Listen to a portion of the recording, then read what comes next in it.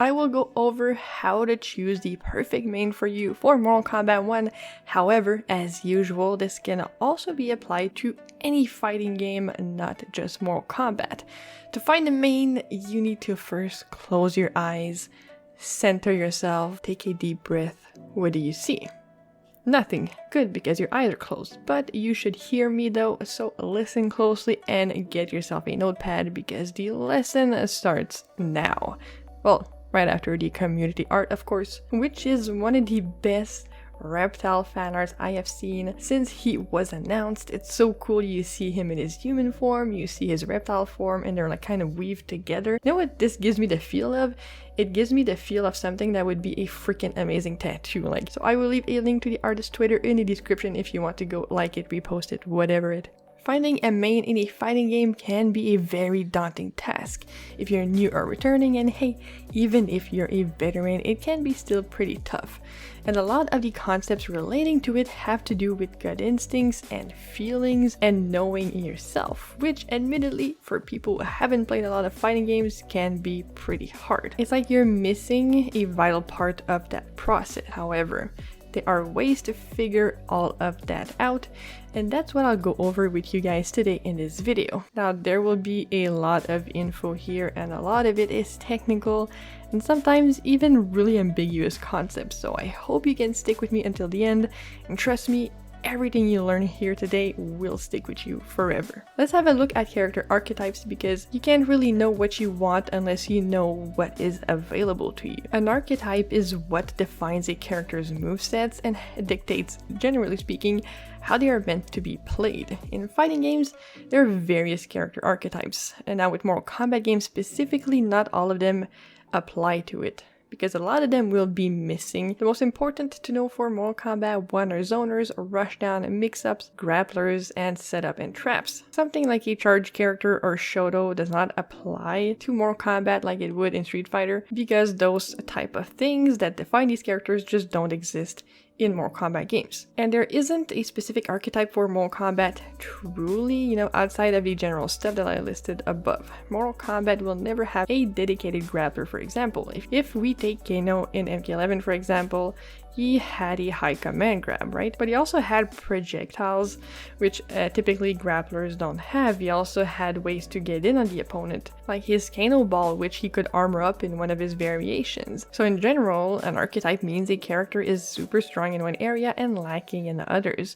But not for Mortal Kombat, not necessarily, which means finding a main fighter in the Mortal Kombat games can be even harder to find a mashup of a few archetypes in one character, which was also super relevant in the previous games where they had variation types like Mortal Kombat X and Mortal Kombat 11, which I personally hated. It just felt like the characters were not complete. Now with that said, if I haven't lost you already, here are what each archetype means, and if anything sounds right to you or sounds like something you like, then keep it in mind. Rushdown characters are characters that typically want to be in your face all of the time. They have good block string pressure, they may or may not have mix-ups, but they're usually extremely quick.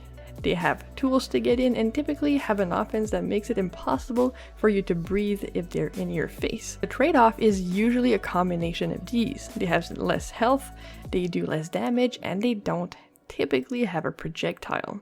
For Mortal Kombat 1, from what I can see, without having played every single character, Smoke and Johnny Cage are rushdown characters. If you like to continuously make your opponent guess, you like always pressing buttons and overwhelm your opponent quickly, then rushdown is for you. Grappler characters typically have more than one command grab, which in Mortal Kombat are sometimes harder for new players to pull off, because instead of just being 2-directional specials, they have 3 directions, usually back, down, forward, which can feel odd to do, especially if you're playing on a controller. Now, the unique things about those command grabs is that they will grab opponents even if they're blocking, and they also do massive damage. The trade-off for grapplers is that they're usually very slow. They don't have a good block pressure apart from their command grabs, and the grab themselves are highs, which means that you can neutral duck them to avoid getting manhandled. If you like to play patiently, aren't afraid to duck under projectiles and walk down your opponent, if you like flashy grabs that do huge damage, if you're a fan of wrestling, and grapplers are for you. It seems for now in Mortal Kombat 1, Geras is the only sort of grappler. A zoner is a character archetype that is pretty straightforward, but it is probably the most hated within the fighting game community. Zoners have many moves and projectiles aimed to keep the opponent out and fight them from full or mid-screen. They are the exact opposite of Rushdown characters, and as such are often the kryptonite of Rushdown players, such as myself. If you like controlling the screen, continuously pushing your opponent away and chipping away at their patience and health with projectiles, then this is the character archetype for you. Now, so far we haven't seen any in Mortal Kombat 1, but once the game is out, I will pin a comment with characters and their archetypes for you guys. Mix-up characters have a combination of overhead and low attacks, and if you don't know the significance of those, watch my beginner guide on fighting game terminology, which will help you a lot, and then come back to this video. And sometimes mix-up characters will also have overhead and low specials that will keep you guessing all over the freaking screen. So they're not always Rushdown, but sometimes they are. But they can also be stance characters, where in their stances they have overheads and lows to choose from. But typically, their game plan is to make you guess, and if you guess wrong, you're getting full comboed. So if that sounds fun to you, first off, I hate you, and second, you'll probably really enjoy playing Sub-Zero in MK1. A setup and a trap character usually have to place stuff on the screen in order to 1. Control space to make the opponent scared of moving, and 2. To force a chain reaction from the trap or setup itself that will lead to a full combo, and generally just a scary offense. If you've played MKX, Hunter Predator is a very good example, because he had this trap that he could throw on the ground, but if you would do it on a block string, you would throw the trap behind the opponent and then push the opponent into it by continuing to apply pressure. So to get out of it, the only thing they could do is basically just armor through your pressure or just a jump, right?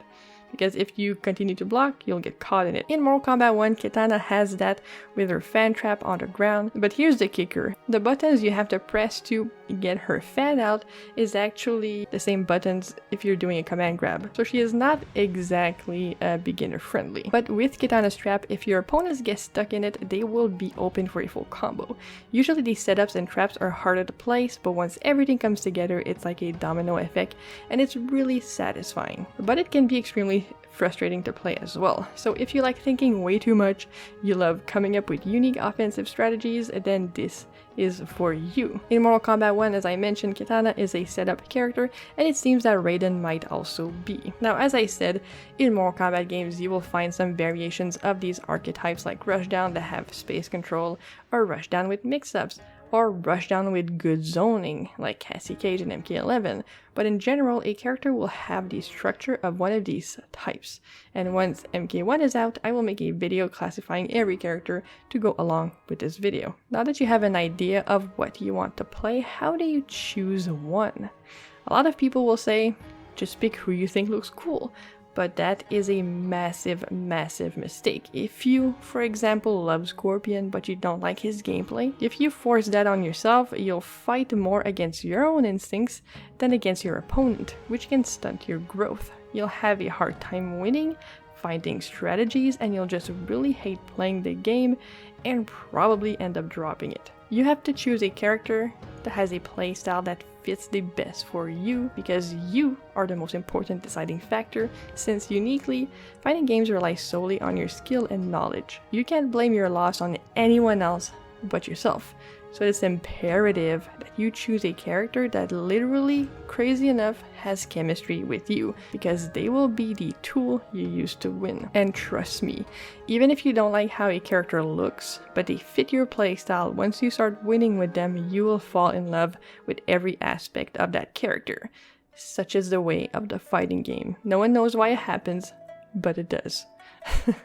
So for example, I usually like buff female characters that are tomboys. So why do I love Melina so much? She is none of those things, because she's typically a Rushdown character, and most importantly, she's crazy fast. Both crazy and fast, in fact, except in Mortal Kombat 11, which is why I still default to Cassie in that game. And if people tell you pick top tiers because they're good and they will get you that win, say no to that evil. You don't need that in your life. And sure, you could say, but Slayer, winning feels good in my brain. Why shouldn't I pick a top tier if they're going to get me more wins? First, if your main happens to be top tier, fine. I mean, don't choose someone else, right? But two, and most importantly, never ever ever pick a character for any other reason than they fit you like a glove. Everything else will fall into place after.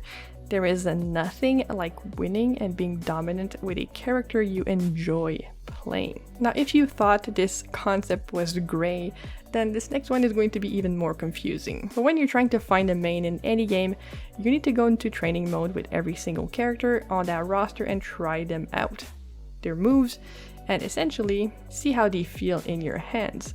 I typically just know when a character is going to fit me like a glove by just moving around with them on the screen. Like, I will get this gut feeling, and in my brain I'll have this alarm that says, yep, they're the one. And that comes from knowing myself, knowing how I like to play, and knowing what I look for in a character. Basically, I know I like fast, so if a character moves fast, has fast attacks, then I know, generally speaking, they will work well for me. It's kind of like the concept of love at first sight, right? But with a fictional character, which sounds odd, but trust me, it will happen to you and you'll say, damn, V-Slayer was right, dude. And on that day, you'll comment on this video, sis, you were so right. And I'll reply with, I told you so. I know this was so much word salad and I'm so sorry, but I really hope this did not feel like a boring class you don't want to go to. So I hope I sort of made it enjoyable. But I just want to recap everything that you need to do to find a main. 1. Be aware of all the character archetypes. 2. Figure out which archetypes works well for you by going in training mode and trying every single character on the roster. 3. Fall in love.